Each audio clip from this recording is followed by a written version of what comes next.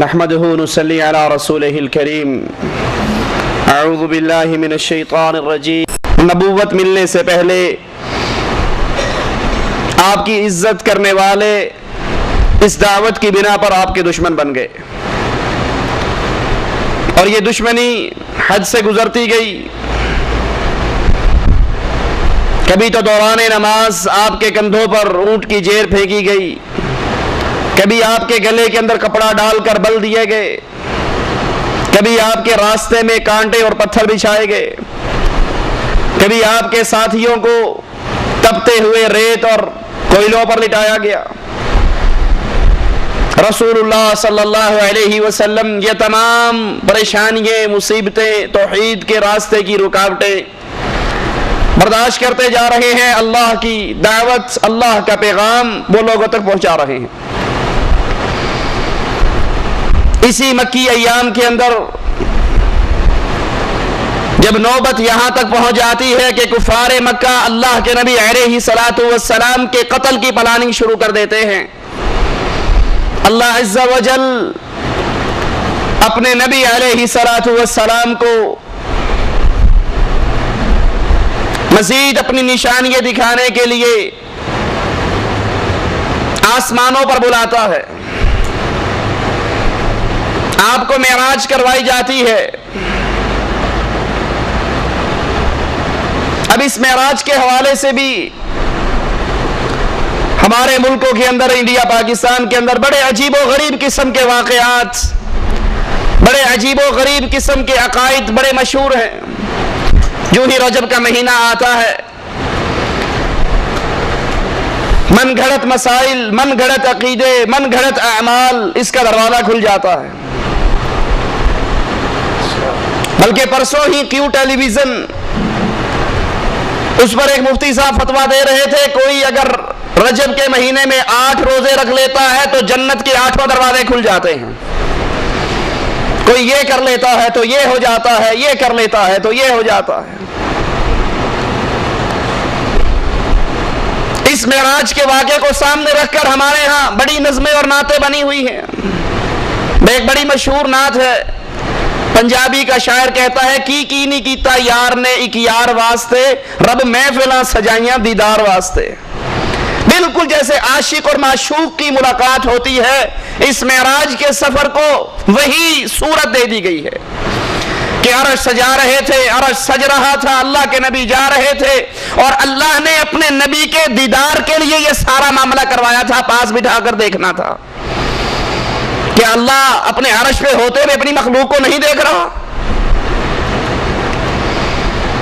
آئیے ذرا قرآن و حدیث سے، اللہ کے نبی علیہ السلام کی سیرت سے اس واقعے کی حقیقت تو دیکھیں۔ اللہ کے نبی علیہ السلام ام ہانی کے گھر کے اندر آرام کر رہے، جبرائیل علیہ السلام آتے ہیں، براق سواری ان کے ساتھ ہے جو خچر سے چھوٹی، گدھے سے بڑی۔ اللہ کے نبی علیہ السلام کو اس سواری پر بٹھایا جاتا ہے۔ اگر اسی ایک معراج کے سفر کو اور معراج کے سفر سے جو سبق ہمیں ملتا ہے اس کو یاد کر لیا جائے تو انڈیا، پاکستان، بنگلہ دیش، افغانستان، یہ بر صغیر کے لوگوں کے عقیدوں میں سے بہت سے عقیدوں کی صفائی ہو جاتی ہے۔ اللہ کے نبی صلی اللہ علیہ وسلم جو ہی براق پر بیٹھتے ہیں، یہ جانور تھر تھراتا ہے، کانپتا ہے۔ نوریوں کا سردار ہے جبرائیل علیہ السلام، ساری نوری مخلوق کا سردار، یہ آگے بڑھ کر براق کی لگام کو تھام لیتا ہے۔ سوار کون ہے؟ بشر۔ خادم کون ہے؟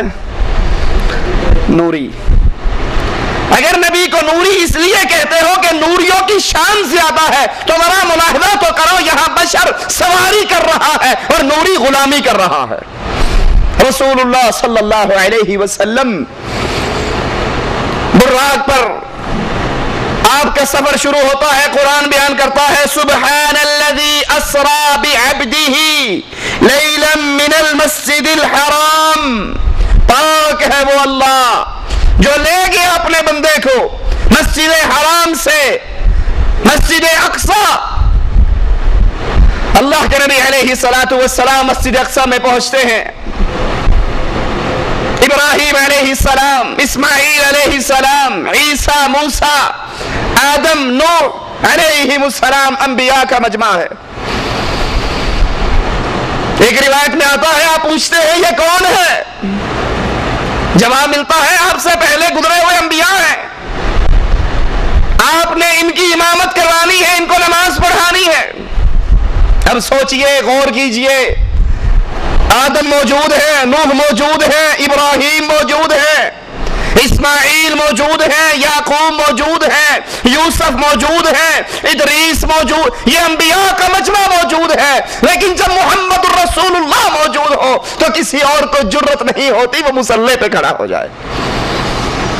سارے انبیاء کی جماعت رسول اللہ صلی اللہ علیہ وسلم نے کروائی تاکہ یہ دنیا یاد کر لے یہ نبی صرف آنے والوں کا امام نہیں، جانے والوں کا بھی امام ہے. یہ امتیوں کا ہی امام نہیں، یہ انبیاء کا بھی امام ہے. امام الانبیاء محمد الرسول اللہ صلی اللہ علیہ وسلم. آپ سے بڑا امام کوئی اور ہے؟ امام اعظم ہے، قائد اعظم ہے، رہبر اعظم ہے، رہنما اعظم ہے محمد الرسول اللہ صلی اللہ علیہ وسلم. اللہ کے نبی صلی اللہ علیہ وسلم سے امام اعظم کا لقب چھین کر ہم نے اپنے مولویوں کو دے رکھا ہے، ہمارا امام اعظم فلاں ہے، ہمارا امام اعظم فلاں ہے. حالانکہ امام اعظم سب سے بڑے امام، جو نبیوں کے بھی امام، امتیوں کے بھی امام، وہ صرف محمد رسول اللہ صلی اللہ علیہ وسلم. آپ جماعت کرواتے ہیں، آسمان کی طرف سفر شروع ہوتا ہے. پہلے آسمان پر پہنچتے ہیں، پہلے آسمان کا دربان جبرائیل علیہ السلام سے پوچھتا ہے آپ کے ساتھ کون ہے؟ جواب ملتا ہے محمد الرسول اللہ ہے صلی اللہ علیہ وسلم. پہلے آسمان پر پہنچے، جبرائیل کہتے ہیں اللہ کے نبی یہ آپ کے بابا آدم ہیں، ان کو سلام کیجئے. اللہ کے نبی حضرت آدم کو سلام کرتے ہیں. ذرا غور کرنا ایک ایک واقعے پر، ایک ایک نقطے پر. جبرائیل بتا رہے ہیں اللہ کے نبی یہ آدم ہے، سلام کیجئے. اللہ کے نبی سلام کہتے ہیں، آدم علیہ السلام کہتے ہیں وعلیکم السلام، مرحبا پیارے بیٹے اور پیارے نبی، نیک بیٹے اور نیک نبی. اللہ کے نبی صلی اللہ علیہ وسلم دیکھتے ہیں آدم علیہ السلام کے دائیں طرف بھی کچھ لوگ ہیں جن کو دیکھ کر آدم ہنستے ہیں، بائیں طرف کچھ لوگ ہیں جن کو دیکھ کر روتے ہیں. پوچھتے ہیں یہ کیا ماجرا ہے؟ جبرائیل بتاتے ہیں اللہ کے نبی جو آدم علیہ السلام کے دائیں طرف ہیں یہ وہ آدم کی اولاد ہے جو جنت میں جائے گی، ان کو دیکھتے ہیں خوش ہوتے ہیں، اور جو بائیں طرف ہیں یہ جہنمی ہے، ان کو دیکھتے ہیں تو روتے ہیں. اللہ کے نبی علیہ السلام پہلے آسمان سے دوسرے آسمان پر جاتے ہیں. رسول اللہ صلی اللہ علیہ وسلم، جبرائیل ساتھ ہے. آسمان کا فرشتہ سوال کرتا ہے، جبرائیل سے پوچھتا ہے آپ کے ساتھ کون ہے؟ وہی جواب ملتا ہے کہ محمد الرسول اللہ صلی اللہ علیہ وسلم میرے ساتھ ہے. اللہ کے نبی علیہ السلام دوسرے آسمان پر پہنچتے ہیں. حضرت عیسیٰ اور حضرت یحییٰ، ان دونوں نبیوں سے اللہ کے نبی علیہ السلام کی ملاقات دوسرے آسمان پر ہوتی ہے. عیسیٰ علیہ السلام درمیانہ قد، سرخ و سفید رنگ، بال آپ کے کھڑے ایسے جیسے ابھی نہا کر آئے ہیں. آپ ان کو سلام کہتے ہیں، یہ آپ کا سلام کا جواب دیتے ہیں مرحبا صالح نبی، صالح بھائی. رسول اللہ صلی اللہ علیہ وسلم تیسرے آسمان پر پہنچتے ہیں. حضرت یوسف علیہ السلام سے رسول اللہ صلی اللہ علیہ وسلم کی ملاقات ہوتی ہے. آپ انہیں سلام کہتے ہیں، اور اللہ کے یہ نبی یوسف، اللہ نے ان کو حسن اور خوبصورتی کا ایک بڑا وافر حصہ عطا کیا ہے. رسول اللہ صلی اللہ علیہ وسلم چوتھے آسمان پر پہنچتے ہیں، دربان آسمان کا جبرائیل علیہ السلام سے وہی باتیں دہراتا ہے، آپ وہی جواب دیتے ہیں۔ یہاں چوتھے آسمان پر رسول اللہ صلی اللہ علیہ وسلم کی ملاقات حضرت ادریس علیہ السلام سے ہوتی ہے۔ اللہ کے نبی پانچویں آسمان پر حضرت ہارون علیہ السلام سے ملاقات ہوئی، آپ نے سلام کہا، انہوں نے جواب دیا مرحبا پیارے بھائی اور پیارے نبی۔ رسول اللہ صلی اللہ علیہ وسلم چھٹے آسمان پر پہنچتے ہیں اور یہاں آپ کی ملاقات موسیٰ علیہ السلام سے ہوتی ہے۔ آپ سلام کہتے ہیں، حضرت موسیٰ جواب دیتے ہیں۔ جب اللہ کے نبی آگے بڑھتے ہیں تو موسیٰ علیہ السلام رونے لگ جاتے ہیں۔ جبرائیل علیہ السلام پوچھتے ہیں کیا ماجرا ہے؟ وہ کہتے ہیں یہ نبی مجھ سے بعد میں آنے والے، لیکن اس کی امت میری امت سے زیادہ ہوگی، اور اہل جنت کے اندر بھی اس کی امت کی تعداد باقی نبیوں کی امتوں سے زیادہ ہوگی۔ یہ سوچ کر میں خوشی سے میرے آنسو نکلتے ہیں۔ رسول اللہ صلی اللہ علیہ وسلم ساتویں آسمان پر پہنچتے ہیں۔ اللہ کے نبی علیہ السلام کی ملاقات حضرت ابراہیم علیہ السلام سے ہوتی ہے۔ ابراہیم بیت معمور جو فرشتوں کی مسجد ہے، اس کا ٹیک لگا کر بیٹھے ہوئے، یہ وہ مسجد ہے جس کے بارے میں رسول اللہ صلی اللہ علیہ وسلم نے فرمایا بیت معمور میں روزانہ 70,000 فرشتہ نماز پڑھتا ہے، لیکن سنو جو فرشتہ ایک نماز پڑھ لیتا ہے دوبارہ قیامت تک اس کا نمبر ہی نہیں آتا۔ اتنی بڑی تعداد اللہ کے فرشتوں کی۔ ابراہیم علیہ السلام، جبرائیل کہتے ہیں اے نبی یہ آپ کے باپ ابراہیم ہیں، ان کو سلام کیجئے۔ اللہ کے نبی علیہ السلام سلام کرتے ہیں۔ اس کے بعد آپ کو سدرۃ المنتہا پر، سدرۃ المنتہا بیری کا ایک درخت ہے، اللہ کے نبی علیہ السلام فرماتے ہیں یہ درخت، اس کے بیر جیسے حجر کے مٹکے ہوں۔ آپ نے دیکھا ہوگا اپنے علاقوں میں گھڑے، یہ ان مٹکوں جتنے بیر ہیں، اس کے پتے ہاتھی کے کان کے برابر ہیں۔ جبرائیل نے بتایا یہاں سے 4 نہریں نکلتی ہیں، 2 دنیا والوں کے لیے ہیں اور 2 اہل جنت کے لیے ہیں، دنیا والوں سے پوشیدہ ہے۔ زمین سے جتنے فرشتے اوپر بڑھتے ہیں یہاں آ کر رک جاتے ہیں، اوپر سے جتنے فرشتے اترتے ہیں وہ بھی یہاں آ کر رک جاتے ہیں، جو انہوں نے لینا ہوتا ہے یہاں سے لے لیتے ہیں، اور جو انہیں دیا جاتا ہے وہ یہاں پر دیا جاتا ہے۔ رسول اللہ صلی اللہ علیہ وسلم کے سامنے دودھ کا پیالہ، شراب کا پیالہ اور شہد کا پیالہ پیش کیا جاتا ہے۔ اللہ کے نبی علیہ السلام دودھ کا پیالہ لیتے ہیں اور اسے پی لیتے ہیں۔ جبرائیل علیہ السلام فرماتے ہیں کہ یہ اللہ کا شکر ہے، آپ نے فطرت کو قبول کیا، آپ کی پوری امت فطرت پر ہے اور آپ بھی فطرت پر ہیں۔ یہاں رسول اللہ صلی اللہ علیہ وسلم پر 50 نمازیں فرض کی جاتی ہیں۔ رسول اللہ صلی اللہ علیہ وسلم واپس آتے ہیں، حضرت موسیٰ علیہ السلام کے پاس سے گزر ہوتا ہے۔ موسیٰ علیہ السلام پوچھتے ہیں کیا ملا، معراج کا تحفہ کیا ہے؟ آپ فرماتے ہیں نمازیں فرض ہوئی ہیں 50 نمازیں۔ موسیٰ علیہ السلام فرماتے ہیں اے اللہ کے نبی مجھے بنی اسرائیل کا تجربہ ہے، آپ سے پہلی امت کی طرف میں بھیجا گیا، یہ اتنی نمازیں نہیں پڑھ سکیں گے، جائیے اللہ سے درخواست کیجئے اللہ ان نمازوں میں تخفیف کر دے۔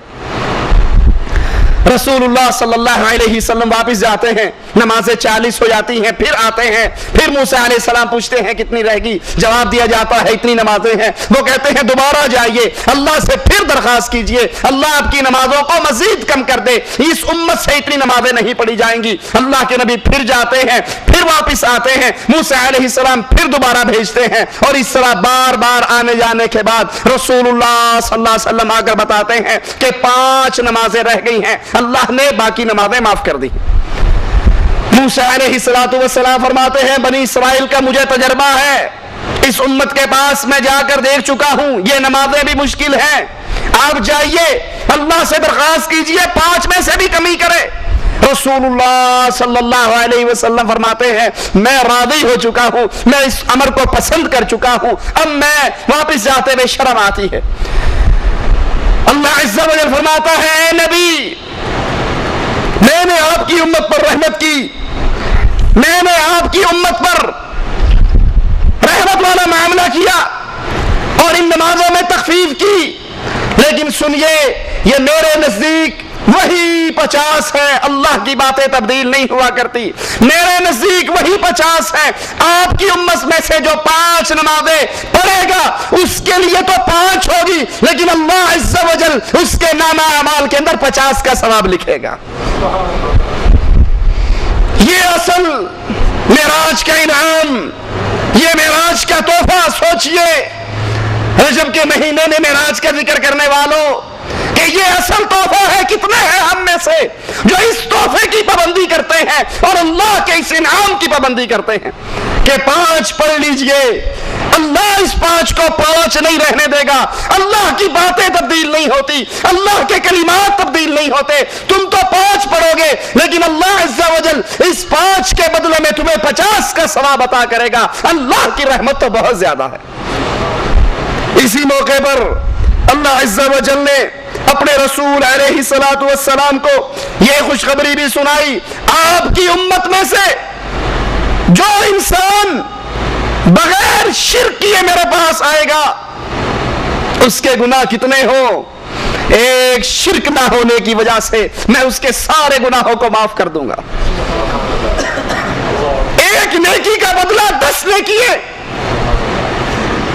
انسان نیکی کا ارادہ کرے گا، ارادے کرنے پہ نیکی مل جائے گی، نیکی کر گزرے گا 10 گنا ثواب ہوگا، اللہ چاہے گا تو اس کو 700 گنا تک بڑھا دے گا۔ برائی کا ارادہ کرے گا، برائی کا ارادہ کرنے پر برائی نہیں لکھی جائے گی، برائی کا ارادہ کرے گا، برائی کے ارادے پر گناہ نہیں لکھا جائے گا، اور اگر یہ گناہ کر گزرے گا تب بھی صرف 1 لکھا جائے گا، 2 نہیں ہوں گے۔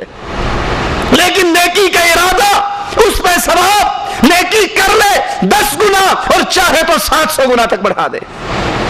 اور اسی موقع پر رسول اللہ صلی اللہ علیہ وسلم کو سورۃ بقرہ کی آخری 2 آیات کی خوشخبری دی گئی۔ یہ خزانہ اسی موقع پر اس کی خوشخبری دی۔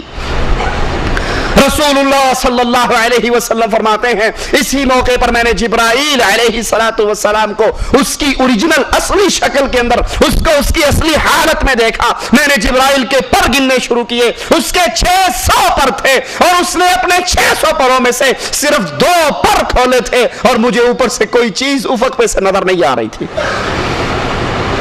اتنی ہیبت ناک اللہ کی مخلوق۔ رسول اللہ صلی اللہ علیہ وسلم مکہ کے اندر پھر واپس آتے ہیں اور کفار مکہ کو معراج کی بات بتاتے ہیں کہ اللہ عز و جل رات کے 1 پہر میں مجھے بیت اللہ سے بیت المقدس لے کر گیا، مسجد اقصیٰ لے کر گیا اور پھر وہاں سے میں آسمانوں پر گیا، جنتوں کی سیر کی، جنت کی مٹی جو مشک ہے اس کو دیکھا، جنت کی نہروں کو دیکھا، جنت کی نعمتوں کو دیکھا اور اللہ کی نشانیاں دیکھی۔ کفار مکہ کہتے یہ کوئی ماننے والی بات ہے؟ رات کے 1 پہر میں بیت اللہ سے بیت المقدس 6 مہینے کا اونٹوں کا سفر، یہ رات کے 1 پہر میں کیسے ہو سکتا؟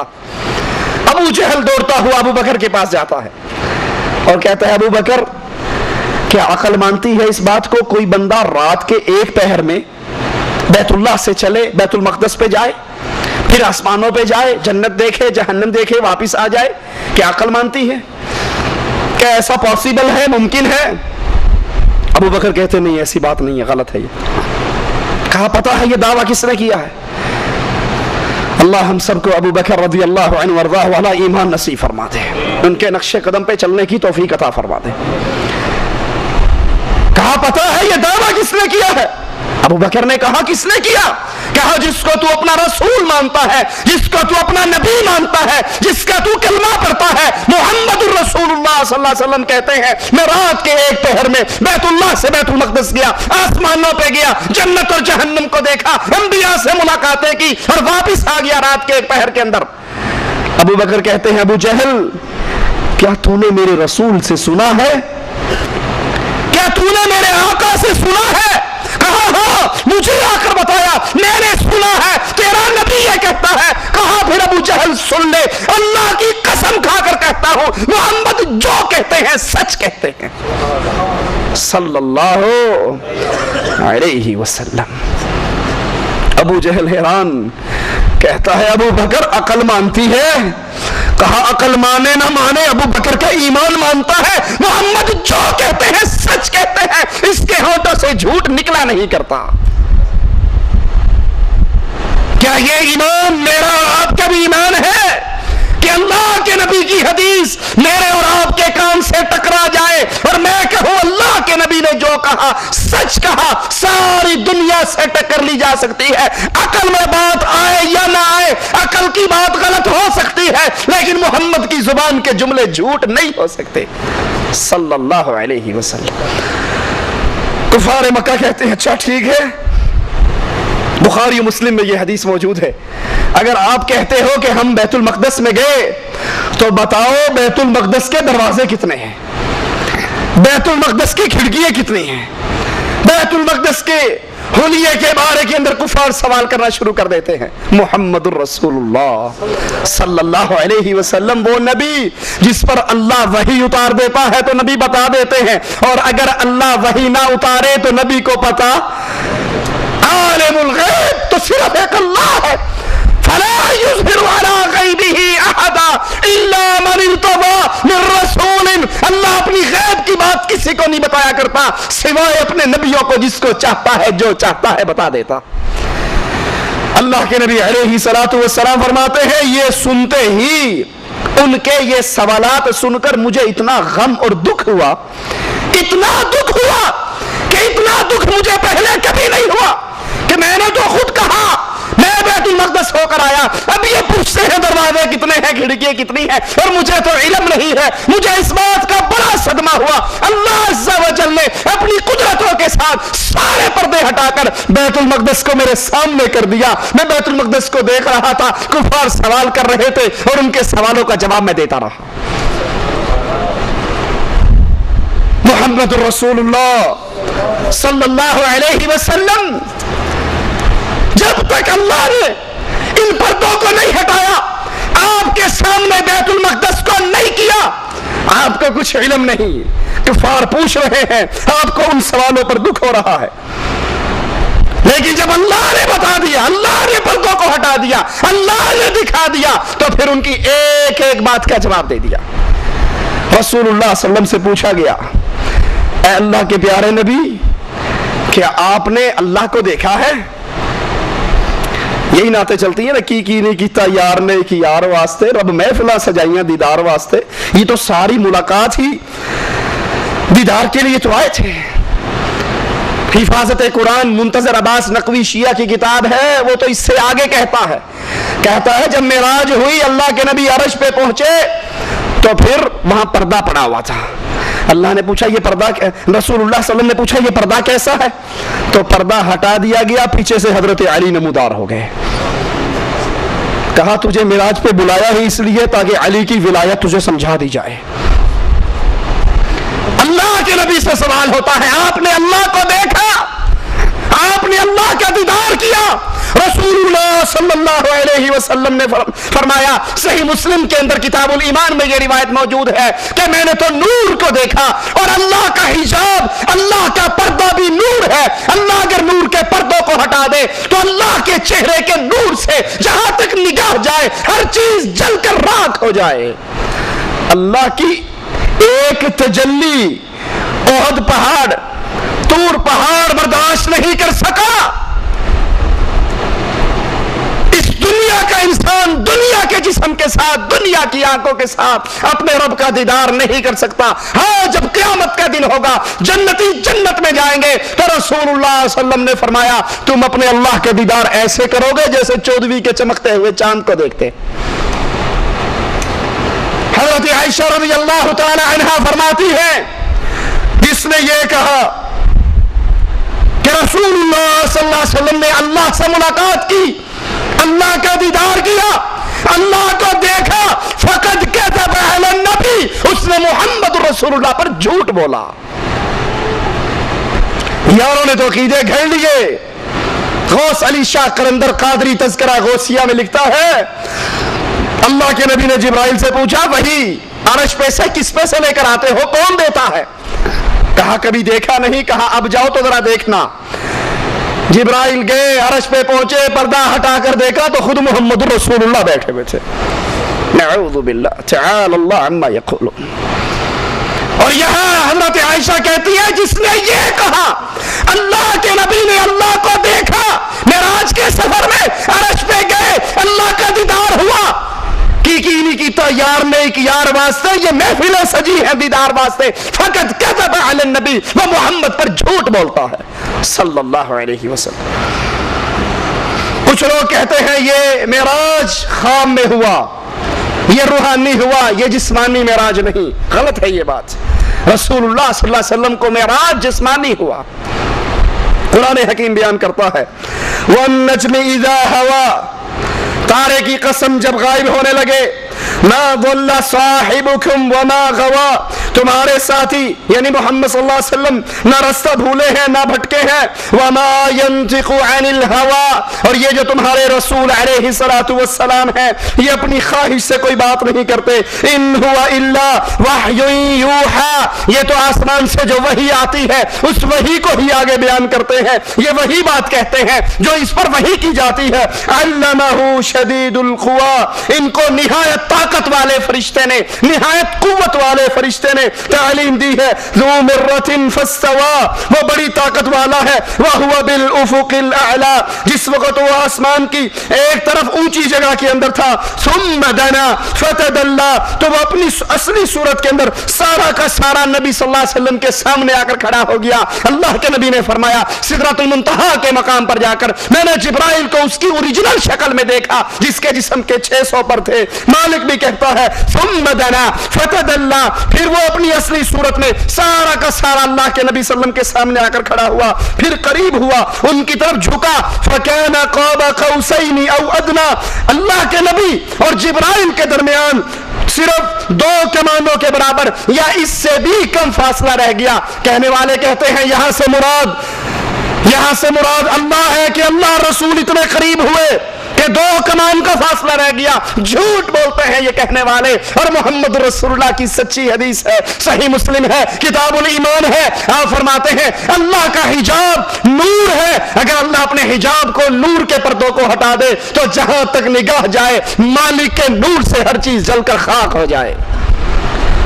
फअौहा इला अब्दिही मा औहा, तो फिर जिब्राइल अलैहिस्सलातु वस्सलाम अल्लाह के नबी के करीब हुए। उस वक्त अल्लाह ने अपने बंदे पर जो वही भेजनी चाहिए भेजी। मा कज़बल फुआदु मा रहा, जो कुछ रसूलुल्लाह सल्लल्लाहु अलैहि वसल्लम ने देखा दिल ने इसे झूठ ना जाना। अफतुमारूनहु अला मा यरा, तो क्या जो कुछ वो देखते हैं तुम इसके बारे में इनसे झगड़ा करते हो। रसूलुल्लाह सल्लल्लाहु अलैहि वसल्लम अपने जिस्म के साथ गए, आपको जिस्मानी मेराज हुई, अल्लाह के नबी ने अंबिया से मुलाकात की, और ये आपका मौजज़ा था मोहम्मद रसूलुल्लाह सल्लल्लाहु अलैहि वसल्लम का मौजज़ा। क्योंकि कुरान ने तो पहले ही बता दिया ताकि हम अपने रसूल को मजीद निशानियां दिखाएं, मजीद अपनी निशानियां इसके सामने वाह कर दें। सुनने को तो ये किस्सा, बताने को ये किस्सा, लेकिन ये किस्सा नहीं है। आइए गौर कीजिए ये हमें सबक क्या देता है, ये हमें दरस क्या देता है, ये हमें तालीम क्या देता है। अकीदे के वो कौन से उलझे हुए मसाइल हैं जिनको वाक़या मेराज खोल के रख देता है। सबसे पहला सबक मेराज का, सुब्हानल्लज़ी अस्रा बिअब्दिही,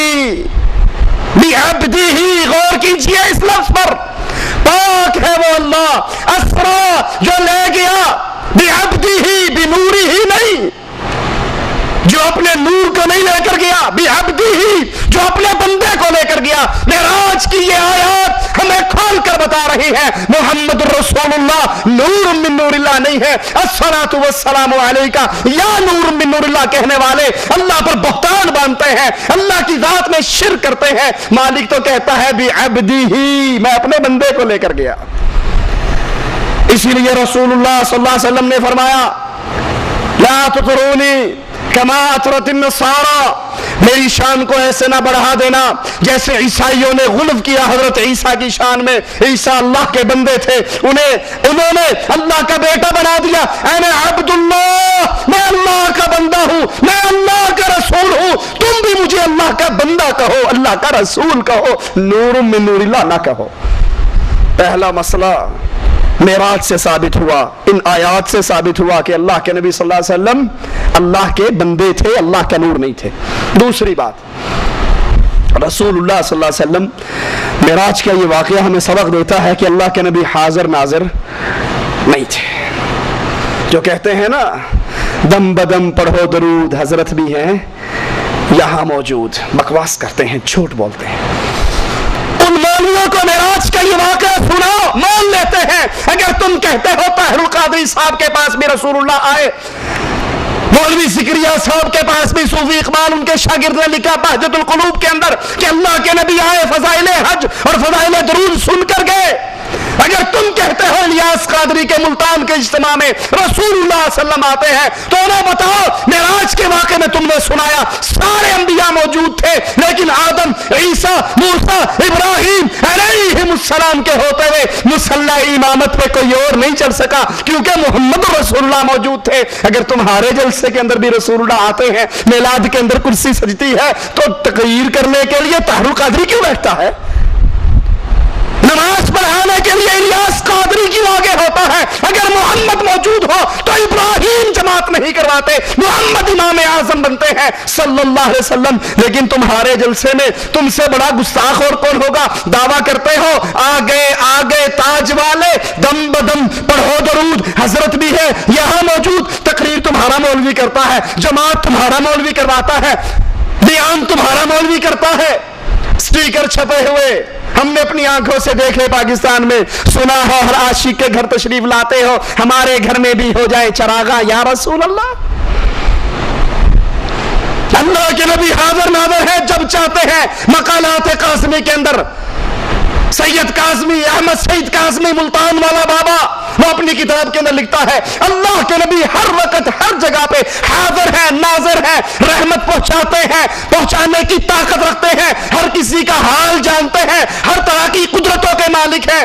پھر بتاؤ معراج پہ براق کیوں آیا تھا؟ اللہ کے نبی حاضر ناظر تھے, بیت اللہ میں بھی تھے, مسجد اقصی میں بھی تھے. پھر یہ جبرائیل سواری لے کر کیوں آئے تھے؟ آپ تو پہلے سے وہاں موجود تھے. آسمانوں کا فرشتہ بھی وہابی لگتا ہے کہ اس نے پوچھا آپ کے ساتھ کون آیا ہے, اسے نہیں پتا, نبی تو حاضر ناظر ہے, پہلے سے یہاں بیٹھے. اس نے کیوں پوچھا کون آیا ہے؟ آپ بیت اللہ میں تھے تو بیت المقدس خالی تھا, جب آپ بیت المقدس میں پہنچے بیت اللہ خالی تھا, جب آپ پہلے آسمان پر پہنچے تو پوری دنیا خالی تھی. محمد رسول اللہ صلی اللہ علیہ وسلم دنیا پہ نہیں تھے. موسیٰ علیہ السلام آپ کو بھیجتے ہیں جاؤ. موسیٰ کیوں کہتے ہیں جاؤ؟ اگر نبی حاضر ناظر ہے تو موسیٰ کو تو پتا ہے یہاں بھی ہے, وہاں بھی ہے, ادھر بھی ہے اور ادھر بھی ہے. دوسرا سبق معراج, قصہ معراج, واقعہ معراج آپ کو ہمیں کیا سکھاتا ہے؟ کہ اللہ کے رسول حاضر نہیں ہے, ناظر نہیں ہے. ایک اللہ ہے جو اپنے عرش پہ مستوی ہے, اس کا علم, اس کا اس کی قدرت, اس کی طاقت, اس کا کنٹرول ہر چیز کو ہر وقت گھیرے ہوئے ہے, لیکن وہ بھی حاضر نہیں, اپنے عرش پر مستوی ہے. تیسرا سبق واقعہ معراج میں ہمیں کیا دیا؟ کہ محمد رسول اللہ صلی اللہ علیہ وسلم امام اعظم ہیں, قائد اعظم ہے, رہبر اعظم ہے. ان کے ہوتے ہوئے کوئی اور امام نہیں بن سکتا, کوئی اور قائد نہیں بن سکتا. آپ بھی اپنے بنائے ہوئے, اپنے گھڑے ہوئے, اپنے تراشے ہوئے بزرگوں کو چھوڑ کر صرف ایک بزرگ کا دامن پکڑ لو, اور وہ بزرگ نہ رائمنڈ والا, نہ دیوبند والا, نہ بریلی والا, نہ کوفے والا, نہ بغداد والا, وہ بزرگ ہے محمد رسول اللہ صلی اللہ علیہ وسلم. اس کو کیوں پکڑ لو کہ قرآن کہتا ہے وما ينطق عن الهوى. انڈیا والے بزرگ اپنی مرضی سے بولتے ہیں, بغداد والے اپنی مرضی سے بولتے ہیں, رائمنڈ والے اپنی مرضی سے بولتے ہیں, اور محمد عرش والے کی مرضی سے بولتے ہیں صلی اللہ علیہ وسلم. اللہ کے نبی کے علاوہ نہ کوئی قائد اعظم ہے, نہ کوئی امام اعظم ہے. یہ قائد بھی ہے، امام بھی ہے، رہنما بھی ہے، لیڈر بھی ہے، نبی بھی ہے، مرشد بھی ہے۔ جس کو یہ مرشد مل جائے اسے کوئی اور پیر پکڑنے کی ضرورت نہیں رہتی۔ چوتھا سبق معراج ہمیں کیا دیتی ہے؟ یہ ایک واقعہ ہمیں کیا بتاتا ہے کہ محمد رسول اللہ عالم الغیب نہیں ہے۔ عالم الغیب ہوتے تب جبرائیل نے کہا تھا اللہ کے نبی یہ بابا آدم ہے ان کو سلام کرو، تو نبی کو کہنا چاہیے تھا کہ جبرائیل لگتا ہے تو بھی بابی ہے، تو مجھے بتا رہا ہے یہ آدم ہے، میں تو عالم الغیب ہوں، ما کان وما یکون، جو ہو گیا جو ہونے والا ہے، یہ ساری باتیں ہمارے سامنے واضح ہیں۔ انڈیا کے ایک بزرگ نے قانون شریعت کتاب لکھی، ہمارے پاس موجود ہے، اس میں کہتے ہیں پوری کائنات نبی کے سامنے ایسے ہے جیسے یہ ہاتھ اور پیالہ ہو، ایک ایک چیز کو دیکھ رہے، ہمارے عملوں کو جانتے ہیں۔ تو پھر جب جبرائیل نے کہا یہ آپ کے بابا ہیں تو نبی نے کیوں نہیں ٹوکا؟ مجھے کیوں بتاتا ہے، مجھے تو پہلے سے پتا ہے یہ آدم ہے۔ پھر جب اللہ نے 50 نمازیں فرض کی، اللہ کے لیے غور کیجئے، آپ سے چندوں کا سوال نہیں، عقل کو استعمال کیجئے، اللہ کے رسول کی باتوں پہ غور کیجئے، اپنے ایمان کو سدھار لیجئے۔ ہماری نظریں آپ کی جیب پر نہیں ہے، آپ کے جسم اور جان پہ ہے۔ اللہ کے لیے اپنے عقیدے کو سیدھا کر لے، جس کا عقیدہ سیدھا ہو جاتا ہے اس کی جنت کی راہ سیدھی ہو جاتی ہے۔ وہ اور ہوں گے جو گیارہویں کے نام پہ، تیجوں کے نام پہ، کنڈوں کے نام پہ کھانے والے ہوں گے، ہم کھانے والے نہیں، آپ کی جان کو آگ سے بچانے والے ہیں۔ اللہ کی رحمت سے دعوت یہ ہے توحید کو سدھار لو، عقیدے کو سیدھا کر لو۔ جس کا عقیدہ سیدھا ہو گیا، رب نے اپنے نبی کو سدرۃ المنتہا پہ یہ خوشخبری دی تھی جو شرک کے بغیر میرے پاس آئے گا سارے گناہوں کو معاف کر کے جنت کے وارث بنا دوں گا۔ اللہم اجعلنا منہم ومعہم وفیہم۔ اللہ کے نبی پر 50 نمازیں فرض ہوئی۔ اللہ کے نبی عالم الغیب ہوتے تو وہی کہتے اللہ ابھی جتنی کم کرنی ہے ایک ہی دفعہ کم کر دے، بار بار کیوں چکر لگوائے گا؟ خود غور کر لو۔ موسیٰ علیہ السلام اپنے تجربے کی بنیاد پر کہتے ہیں میں پہلے دنیا والوں کے پاس جا چکا ہوں، اتنی ساری نہیں پڑھیں گے، جاؤ کم کرواؤ۔ جب اللہ نے 40 کی تو نبی وہاں نہیں کہہ سکتے تھے کہ آخر آپ نے 5 ہی دینی ہے نا، میرے پھیرے ضرور مروانے ہیں، یہی ختم کرو، جو 5 دینی ہے 2 میں جاؤں۔ اللہ کے نبی عالم الغیب نہیں، عالم الغیب فلا یظہرہ علی غیبہ احدا، غیب دان صرف ایک اللہ ہے، عالم الغیب صرف ایک اللہ ہے۔ نبیوں کو جتنا بتا دیا جاتا ہے پتہ لگ جاتا ہے، اور جو بات رب چھپا لیتا ہے اس کا پتہ نہیں لگتا۔ ایک اور سبق اس واقعہ معراج سے ہمیں ملتا ہے کہ رسول اللہ صلی اللہ علیہ وسلم اللہ کا دیدار نہیں کرتے، عرش پہ نہیں پہنچتے، عرش پہ پاؤں نہیں رکھتے، بلکہ وہ سدرۃ المنتہا سے اوپر جہاں تک مالک نے چاہا وہ لے گیا، اور پھر صرف نور کو، اللہ کے نور کے حجاب کو دیکھا اور واپس آ گئے۔ یہ دعویٰ کرنے والے کہ اللہ کے نبی عرش پہ گئے، اللہ سے ملاقات ہوئی، آمنا سامنا ہوا، دیدار ہوا ایک دوسرے کا، یہ دعویٰ کرنے والے حضرت عائشہ بتاتی ہیں جھوٹ بولتے ہیں۔ محمد رسول اللہ صلی اللہ علیہ وسلم نے اپنے رب کا دیدار، اور خود اللہ کے نبی نے فرمایا میں نے تو نور کو دیکھا ہے۔ اللہ کے لیے، دین کے لیے وقت نکالیے، اپنے ایمان اور عقیدے کی اصلاح کیجیے۔ ہر وہ عمل جو دین کے نام پہ اسلام میں داخل ہو رہا ہے اس کو کاٹ ڈالیے۔ وہ بدعات، وہ اعمال جو رسول اللہ صلی اللہ علیہ وسلم کے نام پر، دین کے نام پر، اسلام کے نام پر دنیا میں مشہور ہو رہے، اس کو لائیے قرآن و حدیث پہ پیش کیجئے۔ اگر قرآن و حدیث اس کے موافقت دے دے، اس کے مطابق فیصلہ دے دے تو اس پہ عمل کر لیجئے، اور اگر رسول اللہ صلی اللہ علیہ وسلم کی سنت کے مطابق وہ چیز ثابت نہ ہو، وہ عقیدہ اللہ کے نبی کا نہ ہو، آپ کے صحابہ کرام کا نہ ہو، قرآن کی آیات میں نہ ہو، رسول اللہ کے فرمان میں نہ ہو، اس کو اٹھائیے دیوار پہ دے ماریے۔ وہ بیان کرنے والا کیو ٹی وی والا ہو یا کوئی اور ٹی وی والا، یہ دین کے نام پر بے دینی پھیلانے والے چینل، واللہ اللہ سے ڈر کے کہتا ہوں، انڈیا کی انگلش فلموں کے چینل اتنے خطرناک نہیں ہے اس امت اسلام کے لیے جتنے خطرناک یہ کیو ٹی وی کی شکل کے اندر شرک پھیلانے والے چینل ہے۔ اس کے ذریعے ایمان کا بیڑا غرق ہوتا ہے۔ فلم دیکھ کر تو صرف انسان گناہگار ہوتا ہے، اور کیو ٹی وی کی بکواسات سن کر ہو سکتا ہے انسان ایمان سے ہی فارغ ہو جائے۔ اس لیے اللہ سے ڈریے، قرآن حکیم کو لازم پکڑیے، دن کے اندر 10 منٹ 15 منٹ آدھا گھنٹہ نکالیے، اس قرآن کا ترجمہ پڑھیے، تفسیر پڑھیے، اس قرآن سے ہدایت لیجئے۔ صحیح بخاری ہر گھر میں ہر کمرے میں رکھیے، صحیح بخاری کو حرز جا بنائیے، ہر مسئلہ آپ کو درپیش ہو اللہ کے نبی کی حدیثوں کو کھولیے، اس پہ عمل کیجئے۔ اللہ سے دعا ہے اللہ ہمارے گناہوں کو معاف فرما دے، اللہ ہماری خطاؤں کو معاف فرما دے، اللہ ہماری سیاہ کاریوں کو معاف فرما دے، اللہ ہمیں زندہ رکھے، ایمان پہ رکھے، اللہ ہمیں موت دے اس حال میں دے، اللہ ہم سے راضی ہو، ہم اپنے اللہ سے راضی ہوں۔ اقول قولی ھذا واستغفر اللہ لی ولکم ولسائر المسلمین فاستغفروہ انہ هو الغفور الرحیم۔ بچی اور بچے کے عقیقے میں کیا فرق ہے؟ بچہ اگر اس کا عقیقہ کرنا ہے تو 2 جانور ہیں اور بچی کے لیے 1 جان ہے۔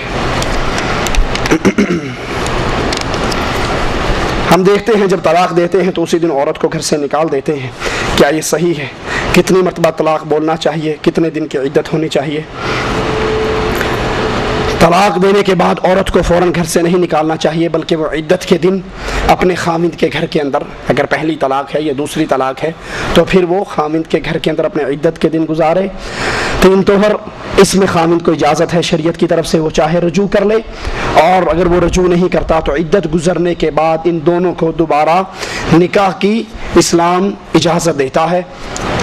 اور جب طلاق دی جائے، اگر انتہائی مجبوری کی حالات بن جائیں تو صرف 1 دفعہ کہا جائے کہ تجھے طلاق ہے، طلاق طلاق طلاق، 3 فائر نہ ماریں، اور پھر حلالہ کروانے کے لیے بے غیرت مولویوں کے پاس چکر نہ ماریں۔ یہ حلالہ نہیں، یہ حرامہ ہے، اور 1 دفعہ 3 طلاق کہنا بھی درست نہیں ہے، صرف 1 ہی کہنا چاہیے۔ اور اگر کسی نے غلطی میں 3 طلاق کہہ بھی دی ہے تب بھی 1 ہوتی ہے، 3 نہیں ہوتی۔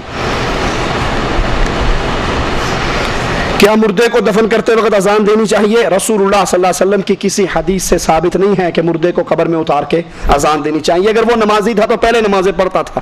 اب جو قبر ہے یہ دارالحساب ہے، یہ دارالعمل نہیں ہے، یہاں تو حساب و کتاب شروع ہو گیا۔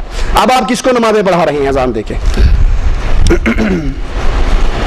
ایک آدمی کہتا ہے اس کے ساتھ ٹونا کیا گیا ہے جبکہ وہ نماز کا پابند بھی ہے، اس کو برے برے خیالات آتے ہیں۔ اگر کسی نے کسی پر جادو وغیرہ کر دیا ہے، کروایا ہے، یا شیاطین کا کوئی اثر ہے تو اس اللہ کے بندے کو چاہیے کہ سورۃ بقرہ مستقل ڈیلی اس کی تلاوت کرے، پڑھے۔ اللہ کے نبی صلی اللہ علیہ وسلم نے فرمایا جس گھر میں سورۃ بقرہ پڑھی جائے وہاں سے شیطان بھاگ جاتا ہے۔ رات کو سونے کے اذکار پڑھیں، صبح اٹھنے کی دعائیں پڑھیں، گھر میں آنے جانے کے اذکار پڑھیں تو شیطان ویسے ہی بھاگ جائے گا۔ کیا نکاح یعنی شادی سے پہلے 1-2 مہینے پہلے حق مہر دیا جا سکتا ہے تاکہ لڑکی والوں کے گھر کے کام آ سکے، یا صرف نکاح کے وقت ہی دیا جا سکتا ہے؟ جو حق مہر طے ہو گیا ہے، آپ نکاح پہ دینا چاہتے ہیں نکاح پہ دے دیں، نکاح سے پہلے دینا چاہتے ہیں وہ آپ کی مرضی ہے، لیکن وہ آپ پر واجب تبھی ہے جب آپ کا نکاح ہوتا ہے۔ ہو سکتا ہے حق مہر لے لیں اور نکاح نہ دیں، پھر کیا کرو گے؟ مال بھی جائے گا، ہیں؟ اس لیے جب نکاح ہو اس وقت حق مہر دیں، لیکن اگر آپ سمجھتے ہیں کہ ان کو ضرورت ہے، سامان بنانا ہے یا کوئی اور معاملہ ہے، پہلے بھی دیں تو واللہ عالم، میرے علم میں کوئی حرج نہیں ہے۔ سلام پھیرتے وقت دونوں طرف دیکھنا ہے یا ایک طرف؟ دونوں صورتیں جائز ہیں۔ یہ سوال ہے ٹیلی فون پہ نکاح کے متعلق کہ لوگ ٹیلی فون پہ نکاح کر لیتے ہیں۔ ٹیلی فون پہ نکاح اگر انتہائی مجبوری ہے، آپ کو چھٹی نہیں ملتی، آپ نہیں جا سکتے، اور پھر آپ نے نکاح کے بعد یہاں بلانا ہے، تو وہ بھی ایسی صورت میں کہ جب آپ قبول کرتے ہیں، ایجاب و قبول ہوتا ہے، وہ ایسا جہاز ہو جس پہ آواز بلند ہو اور چند لوگ آپ کے پاس بھی آواز سننے والے اور کچھ ان کے پاس بھی آواز سننے والے، ٹھیک ہے؟ صرف لڑکی لڑکے کی آپس کی گفتگو نہ ہو، کسی کو پتہ نہیں اس نے کیا کہا ہے اور اس نے کیا کہا ہے۔ وہ جو گواہ بنیں گے نکاح پر، وہ گواہ تبھی بنیں گے جب آپ کی آواز سنیں گے۔ تو ایسا معاملہ اگر انتہائی مجبوری کے اندر ہو تو بعض علماء نے اس کی اجازت دی ہے، واللہ اعلم۔ वितरों में 2 रकत के बाद अत्तहियात ना बैठना। रसूलुल्लाह सल्लल्लाहु अलैहि वसल्लम की हदीस है, आपने फरमाया जब तुम 3 रकत वितर पढ़ो तो मगरिब की मुशाबहत ना करो। मगरिब में 2 रकत पढ़ के तशहुद बैठा जाता है, लेकिन वितर जब पढ़ो तो अल्लाह के नबी ने फरमाया मगरिब की मुशाबहत ना करो, यानी पहली रकत पढ़ के खड़े हो जाओ, दूसरी पढ़ के खड़े हो जाओ और तीसरी के अंदर सिर्फ एक तशहुद बैठो। जब एक मरतबा नमाज बाजमात हो जाए तो उसी जगह दोबारा इमाम जमात करा सकता है या नहीं? कुछ लोग कहते हैं कि जब एक जगह नमाज बाजमात हो जाए तो वहाँ या उस जगह यानी मुसल्ले पर नहीं करानी चाहिए। ये बनाई हुई बातें हैं, कोई ऐसी बात नहीं है। अगर आप आए हैं और जमात हो चुकी है, इसको रूटीन ना बनाएं नमाज से ताख़ीर होना, लेकिन अगर कभी ताख़ीर होगी, आप आ गए, नमाज का सलाम फिर गया और आपके साथ 2-4 साथी हैं तो आप खड़े होकर जमात करा सकते हैं। हदीस में आता है एक सहाबी आए और नमाज का वक़्त गुजर गया था तो अल्लाह के नबी सल्लल्लाहु अलैहि वसल्लम ने फरमाया कौन है, नमाज का वक़्त नहीं, नमाज हो चुकी थी, सलाम फिर चुका था, जमात ख़त्म हो गई थी, आपने फरमाया कौन है जो अपने भाई पर सदका करे? ठीक है, तो उस मस्जिद में जमात तो हो चुकी थी, फिर आपने दूसरी जमात का हुक्म क्यों दिया? वल्लाहु आलम। सुब्हानक। जी अगर इजाजत दे तो जी जी सवाल करता तो अकीदे से। हाँ जी। सवाल मेरा ये है कि जब भी आपने अभी फरमाया कि नबी करीम सल्लल्लाहु अलैहि वसल्लम ने बैतुल मुक़द्दस में सारे अंबिया सल्लल्लाहु अलैहि वसल्लम को नमाज पढ़ाई, अल्हम्दुलिल्लाह मेरा अकीदा है। मगर जो नूर कहने वाले लोग हमें ये कहते हैं कि आप कहते जो दुनिया से चला गया, इस ज़मीन पे आता ही नहीं, तो नबी करीम सल्लल्लाहु अलैहि वसल्लम ने सारे सल्लल्लाहु को बैतुल मुक़द्दस में नमाज कैसे पढ़ाई और सारे वसल्लम कैसे है? तो इसकी थोड़ी सी वजाहत कीजिए ताकि शक शुबा दूर हो जाए। जज़ाकल्लाह खैर। भाई ने सवाल किया कि अल्लाह के अंबिया सारे बैतुल मक़दस में इकट्ठे हुए और आपने वहाँ पर सारे अंबिया को नमाज पढ़ाई, तो कुरान और हदीस तो ये कहता है जो मर के चला गया वो दोबारा इस दुनिया पर नहीं आता। तो ये मौजज़ा है, ये अल्लाह के नबी सल्लल्लाहु अलैहि वसल्लम का मौजज़ा है। और मौजज़ा वो होता है जो अकल में ना आए, जो आम रूटीन ना हो, जो काम आउट ऑफ रूटीन हो, उसको मौजज़ा कहते हैं। मूसा अलैहिस्सलाम ने लाठी फेंकी, अब लाठी है लेकिन वो अज़दहा बन गई। अब ये बात आम रूटीन में नहीं है, हर बंदा लाठी फेंक के उसको अज़दहा नहीं बना सकता, उसी अज़दहे को पकड़ा वो फिर लाठी बन गई। तो तमाम अंबिया का वहाँ पर इकट्ठा होना और आप सल्लल्लाहु अलैहि वसल्लम का नमाज पढ़ाना ये मौजज़ा है। और अल्लाह के नबी को जितने मौजज़े दिए गए, अहले सुन्नत वल जमात उन तमाम मौजज़ों पर अपना ईमान रखते हैं। ये मौजज़ा है, रूटीन की बात नहीं। आप जो कहते हो कि हर जुमेरात को आते हैं, खीरे खाकर जाते हैं, ये तो आपने रूटीन बनाई है। ठीक है, अंबिया का मौजज़ा है। ईसा अलैहिस्सलाम को मौजज़ा दिया, मर जाता, वो मुर्दे को कहते कुम बिइज़्निल्लाह, अल्लाह के हुक्म से खड़ा हो, वो खड़ा हो जाता। ये अंबिया के मौजज़े हैं। अंबिया के मौजज़े और चीज़ हैं और रूटीन की बातें और चीज़ हैं। वल्लाहु आलम।